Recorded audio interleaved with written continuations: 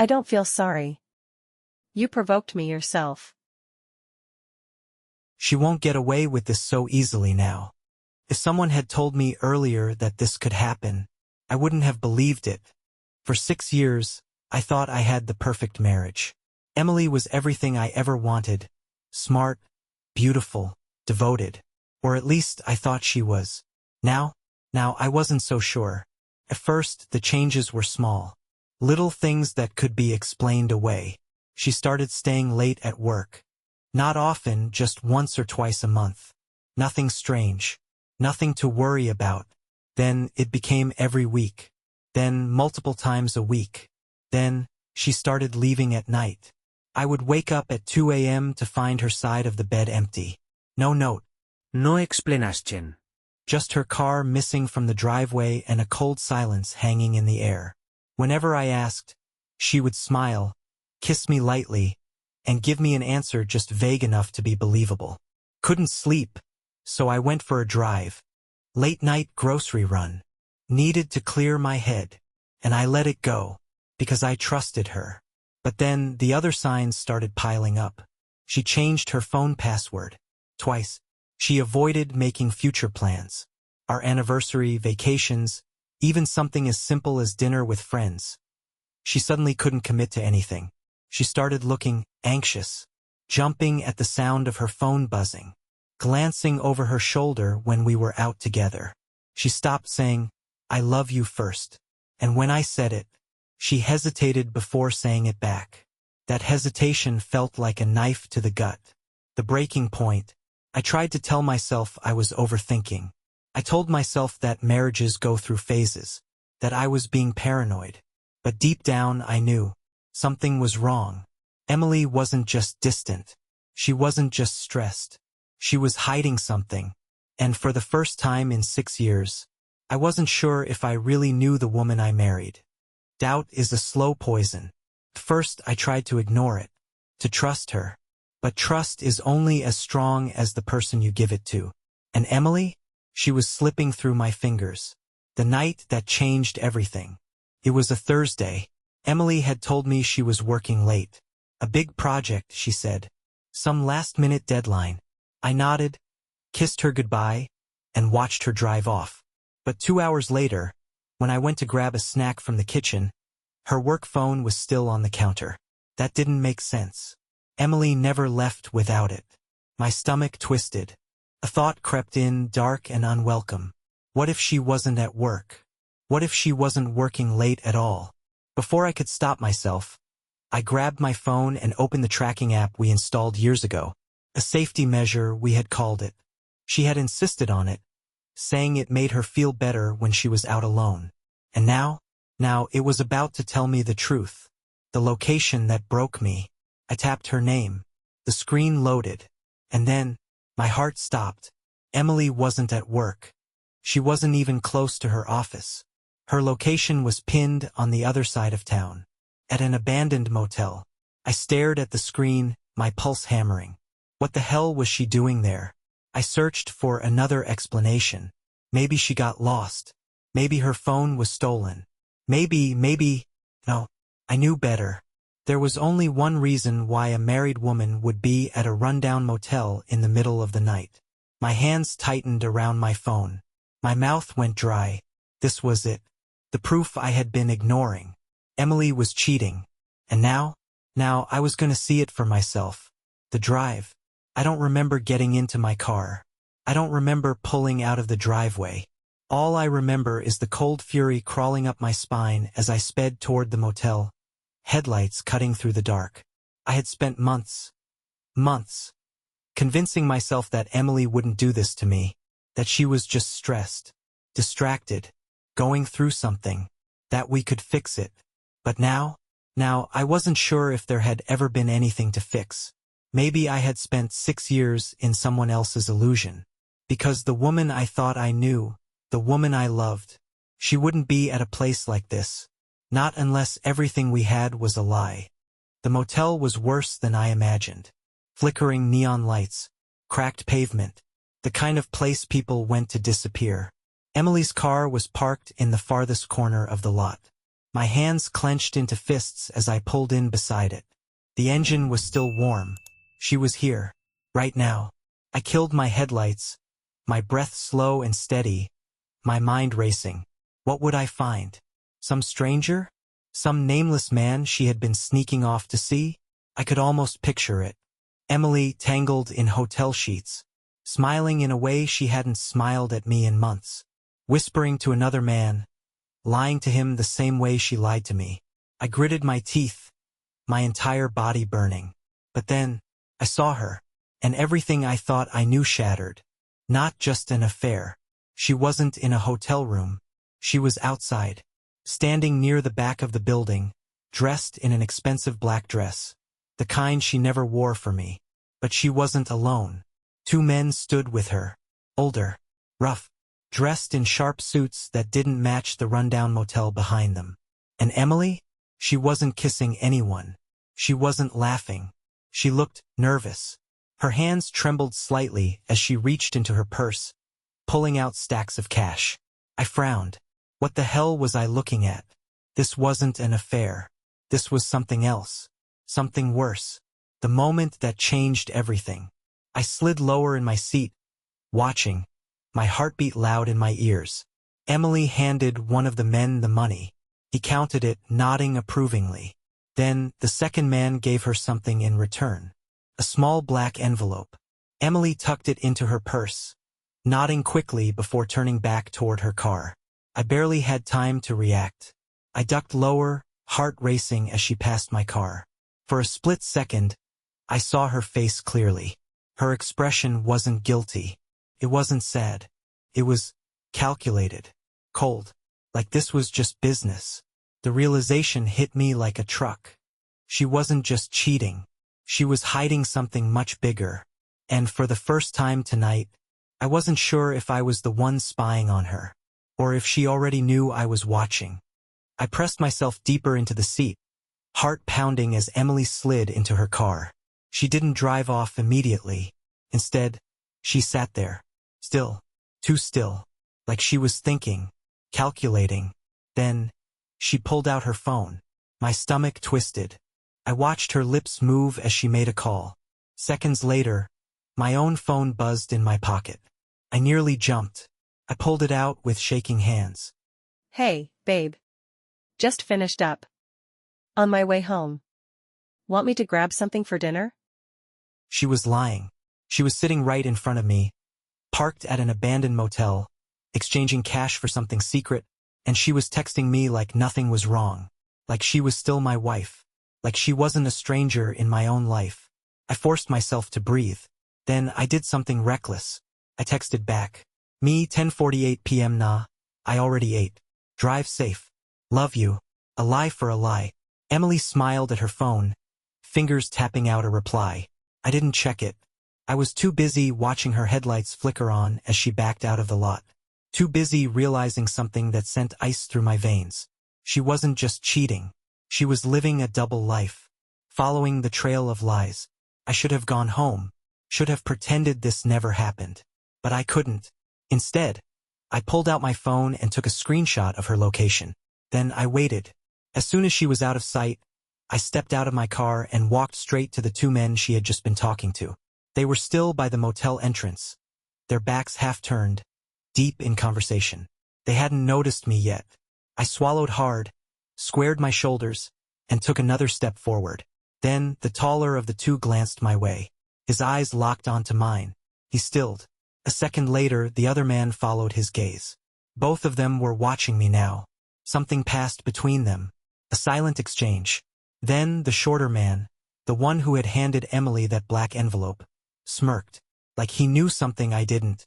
My fists clenched. Who is she? I asked, voice hoarse. They exchanged another look. Then they laughed. A slow, deliberate chuckle that made my blood turn to ice. You really don't know, do you? The taller man said, tilting his head. My pulse hammered. Know what? The shorter man took a step forward. Your wife, buddy. His smirk deepened. She's not who you think she is. A marriage built on lies. I didn't sleep that night. I sat in my office, staring at the screenshot of Emily's location, replaying every moment in my head. The strange phone calls, the sudden distance, the nights she disappeared, the hesitation before saying, "I love you." It all made sense now. She wasn't just having an affair. She had been lying about everything. But who was she? I needed to know. So I did the one thing I had promised myself I would never do. I hacked into her laptop. Emily was smart. She kept everything locked down. But I was smarter. And what I found, it destroyed me. The truth I was never meant to see. Emily had 2 identities, 2 bank accounts, 2 passports, and an entire hidden life I knew nothing about. Flight records, mysterious payments, encrypted emails with names I didn't recognize. She had been playing me. Our marriage wasn't real. None of it was. I was just a cover. Perfect, clueless husband. A shield to hide whatever the hell she was actually doing. My stomach turned as I stared at the screen. This wasn't just betrayal. This was something darker. And the worst part? I had no idea what she was planning next. I sat in the dark, staring at the laptop screen, my mind racing. The woman I married didn't exist. She was a mask, a carefully crafted illusion, and I had spent 6 years loving a ghost. My hands trembled as I clicked through file after file. Fake passports, bank transfers from accounts I didn't recognize, emails in different languages, encrypted, sent to names I'd never heard before. Emily wasn't cheating. She was running something big, and I was at the center of it, completely blind. A chill crawled up my spine. If she was capable of this, what else had she lied about? The confrontation begins. I didn't sleep, didn't eat. I sat there waiting, and at exactly 1:13 a.m., I heard the familiar sound of her car pulling into the driveway. A few seconds later, the front door creaked open. Emily walked in, tossing her keys onto the counter, pulling off her jacket like nothing was wrong. Like she hadn't just met with dangerous men at an abandoned motel. Like she hadn't just lied to my face. She turned and froze when she saw me sitting there. Her smile flickered. Noah? What are you doing up? Didn't move, didn't blink. Instead, I turned the laptop toward her. She stiffened the second she saw the screen. The color drained from her face. She tried to school her features, but I saw it. The slight hitch in her breath, the way her fingers twitched. She was caught, and she knew it. "What is this?" I asked, voice cold. She swallowed hard. Noah, I can explain. Explain what? My jaw tightened. The fake passports? The secret bank accounts? Or the fact that I've been married to a complete stranger? Her lips parted slightly, but no words came out. I let the silence stretch. Let her feel the weight of everything she had done. Then I stood up slowly and asked the only question that mattered. "Who the hell are you?" The lie that broke me. Emily took a shaky breath.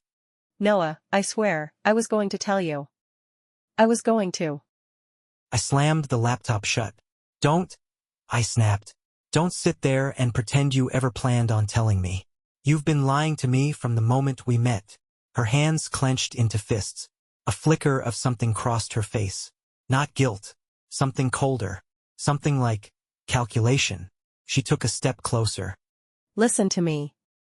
Everything I did, everything, was for us. I barked out a laugh. "For us?"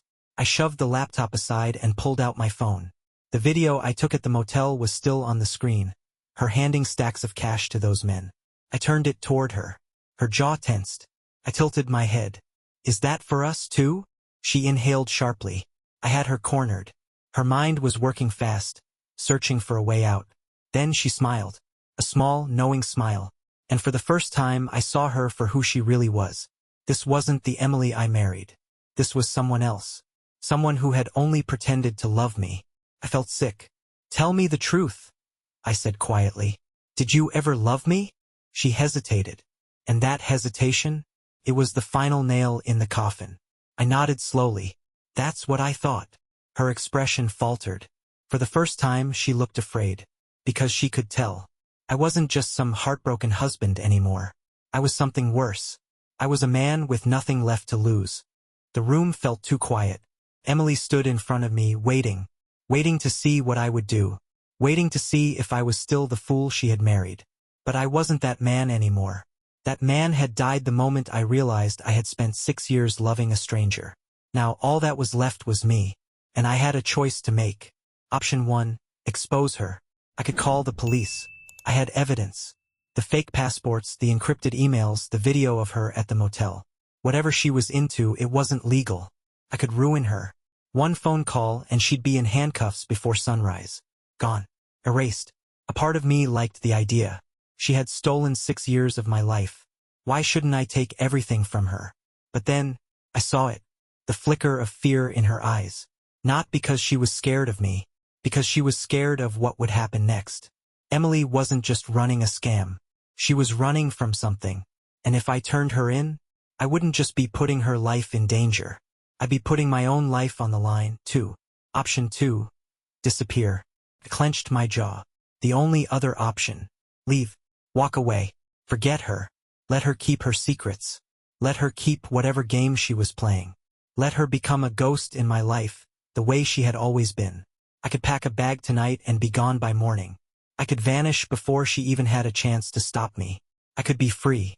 But was that really enough? Was I really going to let her get away with it? After everything?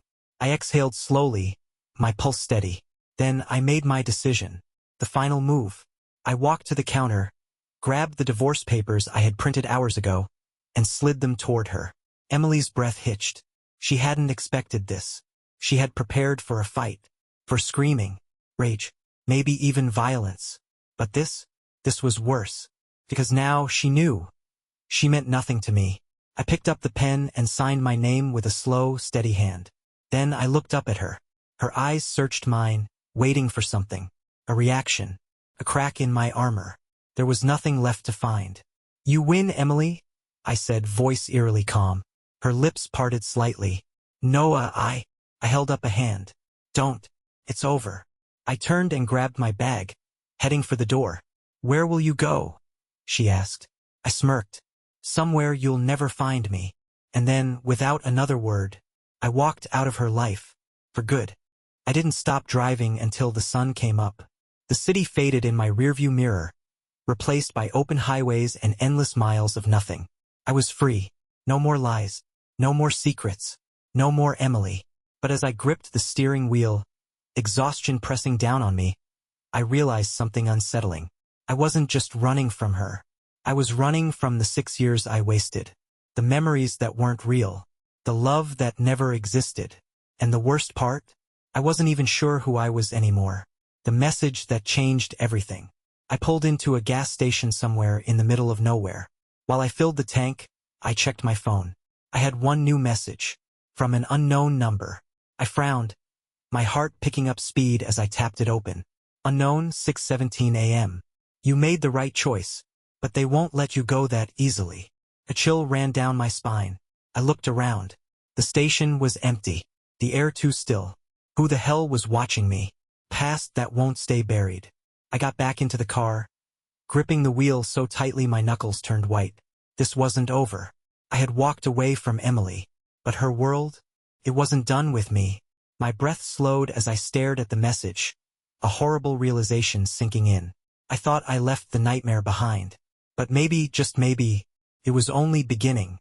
I sat in my car, gripping my phone, staring at the message. "You made the right choice. But they won't let you go that easily." Who was they? I had assumed Emily was working alone. That she was just a liar, a manipulator. A woman who used me as a cover for whatever she was doing in the shadows. But this text? This meant there were more. People I didn't know. People who knew me. People who didn't want me to just walk away. I swallowed hard, forcing my breathing to slow. I needed to think. Was I in danger? Or was this just Emily playing one last mind game? I wasn't sure. But one thing was certain, this wasn't over. Not even close. Emily's final move. I checked my messages again. Another text had come in. This one from Emily. I hesitated before opening it. Emily, 6:32 Uhr morgens. "Noah, please. You don't understand what you've done. What I've done." I let out a humorless laugh. I had done nothing but uncover the truth. She was the liar. She was the one sneaking around in the dark. She was the one who destroyed everything we had. I typed a response. Me? 6:34 a.m. I know exactly what I've done. I left.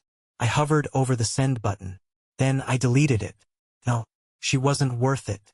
I wasn't playing her games anymore. She could live with whatever hell she created. I was done. Or at least, I thought I was. The shadow that follows. I got back onto the highway, putting as much distance between myself and my old life as possible. Mile after mile, town after town, I drove, until I was nothing but a ghost. But deep down something felt off. A car had been behind me for the past 20 minutes. Same speed, never passing, never falling too far behind. I glanced at my rearview mirror. It wasn't Emily's car, not my father's either, but someone, someone, was following me. My hands tightened on the wheel. Maybe it was paranoia, maybe it was nothing, or maybe, just maybe, I had never really been free. The car behind me didn't turn, didn't pass, didn't stop, just followed. My pulse hammered in my ears as I pushed the gas pedal, watching the speedometer creep up. 50, 60, 70. The other car matched my speed. Who the hell was this? I wasn't a paranoid man. I didn't believe in coincidences. And after everything I had just uncovered about Emily, I knew one thing for certain. This wasn't random. I took the next exit, pulling onto an empty road surrounded by miles of trees. No streetlights.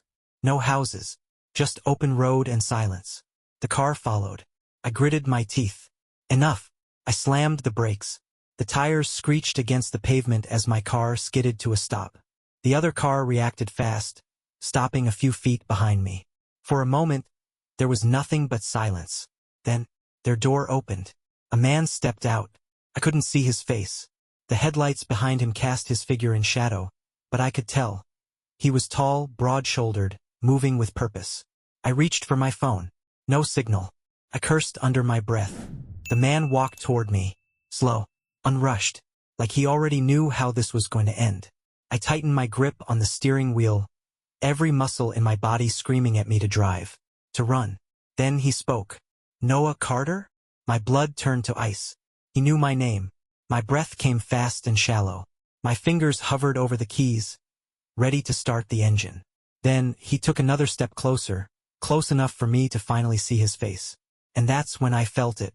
The kind of fear you can't run from. The kind that tells you you were never supposed to make it out alive. Do you want to know what happens next? Let me know in the comments. If you're ready for part 2.